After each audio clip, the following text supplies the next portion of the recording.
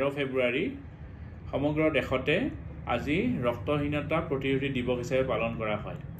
আমাৰ তেজত তিনি প্ৰকাৰৰ ৰক্তকণিকা থাকে। এটা হৈছে শ্বেত ৰক্তকণিকা, এটা হৈছে লোহিত ৰক্তকণিকা আৰু প্লেটিলেটছ। লোহিত ৰক্তকণিকাৰ ৰং ৰঙা। এই লোহিত ৰক্তকণিকাত হিমোগ্লোবিন থাকে, সেইকাৰণে ইয়াৰ কালাৰটো ৰঙা হয়। যদি তেজত এই লোহিত ৰক্তকণিকাৰ পৰিমাণটো কমি যায় তেতিয়াহ'লে ইয়াক আমি এনিমিয়া হোৱা বুলি কওঁ। এতিয়া এনিমিয়া কোনবিলাক ব্যক্তিৰ বেছিকৈ হয়? সাধাৰণতে দেখা গৈছে যে সৰু সৰু ল'ৰা ছোৱালীৰ ক্ষেত্ৰত এনিমিয়া বেছিকৈ হয়, কাৰণ তেওঁলোকৰ খাদ্যত ঠিকমতে নাখায় আৰু তেওঁলোকে ধৰক কেতিয়াবা সন্তুলিত মাত্ৰাত খাদ্য নাখালে এইটো বেছিকৈ হোৱা দেখা যায়। আৰু ল'ৰাতকৈ ছোৱালীৰ ক্ষেত্ৰত এই এনিমিয়া ৰোগৰ প্ৰাদুৰ্ভাৱটো বেছি।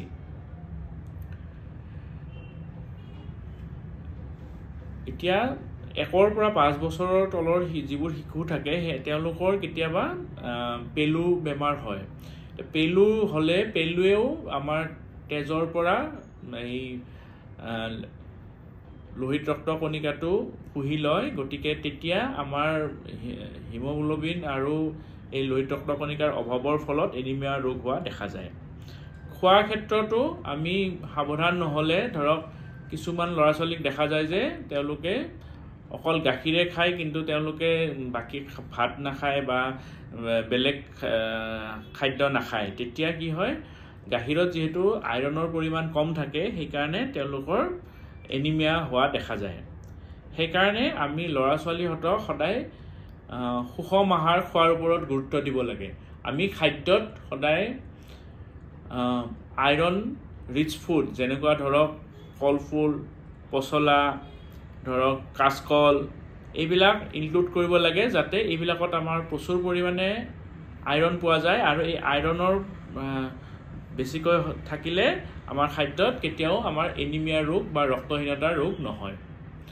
ৰক্তহীনতা বেছিকৈ হ'লে আমি কি লক্ষণ দেখাব পাৰোঁ? ৰক্তহীনতা হ'লে আমাৰ শৰীৰটো দুৰ্বল হয়, সহজতে ভাগৰ লাগে, খোজকাঢ়িলে সহজতে ভাগৰ লাগে, খিংখিঙীয়া স্বভাৱৰ হয় আৰু মগজুৰ যিটো আয়ত্ত কৰিব পৰা ক্ষমতা সেইটো কমি যায় আৰু এই অংক কৰিব পৰা ক্ষমতাটো ল'ৰা ছোৱালীৰ কমকৈ থাকে। এতিয়া এই ৰক্তহীনতা আমাৰ দুখীয়া দেশ ভাৰতবৰ্ষত প্ৰচুৰ পৰিমাণে দেখা যায়, কাৰণ বেছিভাগ ল'ৰা ছোৱালীয়ে আমাৰ দুখীয়া ঘৰৰ, গতিকে দুখীয়া ঘৰৰ ল'ৰা ছোৱালী কেতিয়াবা ঠিকমতে ভালকৈ খাবলৈ নাপায় আৰু কেতিয়াবা খাবলৈ পালেও তেওঁলোকে হয়তো ভালকৈ নাখায়। গতিকে তেতিয়া এই এনিমিয়া বা ৰক্তহীনতাৰ ৰোগটো বেছিকৈ প্ৰাদুৰ্ভাৱ হোৱা দেখা যায়। আমাৰ চৰকাৰে সেইকাৰণে 15 বছৰৰ তলৰ শিশুহঁতৰ কাৰণে প্ৰতি বছৰে এই ৰক্তহীনতা দূৰ কৰিবৰ কাৰণে বিশেষ পদক্ষেপ লৈছে। যিবিলাক চৰকাৰী হস্পিটেল আছে সেই হস্পিটেলবিলাকত আমাৰ আইৰণ টেবলেটছ দিয়া ছিষ্টেম এটা কৰিছে, যাতে এই আইৰণ টেবলেটবিলাক খাই আমাৰ শিশুহঁতৰ ৰক্তহীনতা দূৰ হয়। তাৰোপৰি বছৰত আমি পেলুৰ দৰৱ খুৱাব লাগে। প্ৰতি 6 মাহৰ মূৰে মূৰে বছৰত এটলিষ্ট 2 বাৰ পেলুৰ দৰৱ খুৱাব লাগে, কাৰণ এই পেলুৰ দৰৱ খোৱালে আমাৰ পেলুবিলাক নোহোৱা হয় আৰু পেলু যদি কমি যায় তেতিয়াহ'লে আমাৰ ৰক্তহীনতাৰ সমস্যাও কমি যাব।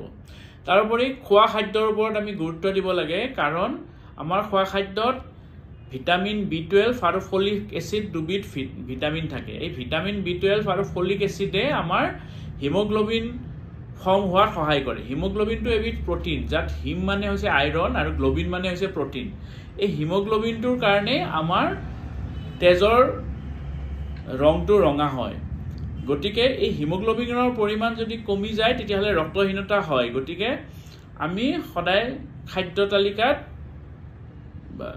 সদায় আইৰণজাতীয় খাদ্য যেনে কলফুল, পচলা বা ডালিম, যেনে বিট, এইবিলাক আমি খাব লাগে। আৰু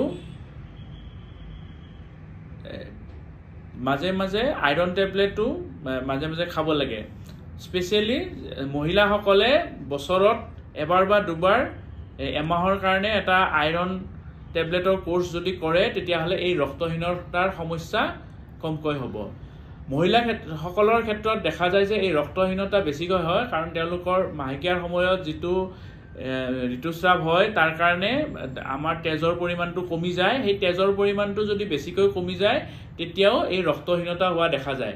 এই ৰক্তহীনতা বেছি হ'লে আমাৰ কিছুমান গৰ্ভৱতী মহিলাৰ মৃত্যুমুখতো পৰিব পাৰে কাৰণ এই গৰ্ভৱতী মহিলাসকলৰ যদি তেজৰ পৰিমাণটো কমি যায় তেতিয়াহ'লে যেতিয়া আমাৰ সন্তান প্ৰসৱ কৰে সেইখিনি সময়ত যিহেতু তেজটো কমি যায়, সেই তেজটো কমি গ'লে এজন ৰক্তহীনতাত ভোগা মহিলাৰ মৃত্যু পৰ্যন্ত হ'ব পাৰে। সেইকাৰণে মহিলাসকলক গৰ্ভধাৰণ কৰাৰ আগে আগে আইৰণ টেবলেট খুৱাব লাগে আৰু গৰ্ভধাৰণ কৰাৰ পিছতো গোটেই প্ৰেগনেঞ্চি পিৰিয়ডটোত আমি আইৰণ টেবলেট খুৱাব লাগে।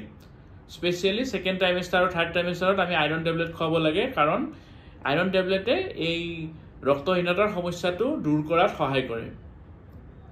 সেইকাৰণে আহক আমি ৰক্তহীনতাৰ সম্পৰ্কে সজাগ হওঁ, সচেতন হওঁ আৰু আমাৰ সৰু সৰু ল'ৰা ছোৱালীহঁতক আৰু আমাৰ মহিলাসকলক সজাগ কৰোঁ আৰু তেওঁলোকক ৰক্তহীনতাৰ সমস্যাৰ পৰা তেওঁলোকক সুস্থ কৰি তোলাত সহায় কৰোঁ। ধন্যবাদ।